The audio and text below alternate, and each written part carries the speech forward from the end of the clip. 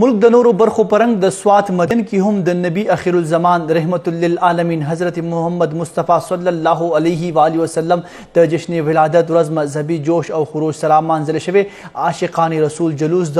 मुफ्ती तारिक अमीन प मशरे की शवे तफसील बगूर द स्वात मदियन्ना द खान अकबर पदी रिपोर्ट की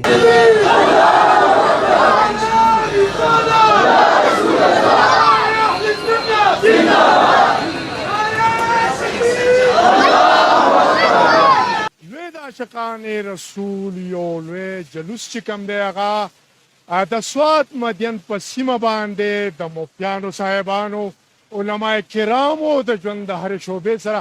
تعلق لرونکو په مشرۍ کې راوتلی او دوی وایي چې مونږ د سردار دو جهان سره خپل د مینې اظهار کوو د دوی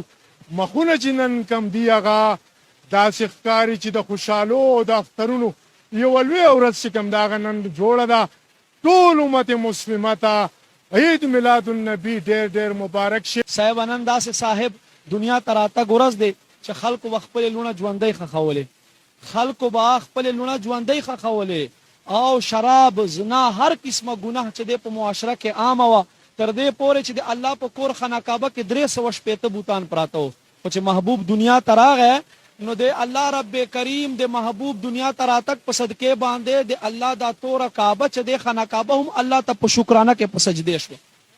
چې داسې محبوب دنیا ته تشریف راوړو چې ما بل بوتانو نه پاک کوي هر کال تا عاشقان مصطفی عاشقان رسول مونږ سره شرکت کوي تاسو ګورئ په زرګونو حساب سره راغلي دي دا ټول دنیا ته یو پیغام ورکوي چې ای خلکو محبوب سره محبت وکړئ که صورت د محمد نوې پیدا کړې به رب نے میرا دنیا اور فرمائی کہ محمد سے وفا تو نے تو ہم تیرے ہے یہ جہاں چیز ہے کیا لوح قلم تیرے ہے. الحمدلله آقای نامدار صلی الله علیه وسلم چې دنیا ته تشاور کړ هغه نه مخکې کوم جهالت او هغه ستاسو په مخ تاسو کتابونه ویل دي علماء کرام هم اوریدل دي پر محبوب علیه الصلاۃ والسلام کله تشریح اوري کړو دنیا روښانه شو دلالت ختم شو اندرانه ختم شو روشي شو. علما کرامو یو لوی پیغام د پیغمبر اسلام امتیانو لورکاو د هغې بنا ده چې موږ په دې ورځ باندې عهد کوو چې سرور کائنات حضرت مصطفی صلی الله علیه وسلم هغه د تیارو وخت چې کوم دی هغه ختم کړی دی چې خلکو به خپلې ماشومان ژوندی راغستي او هغه به یې ښخولې. نن موږ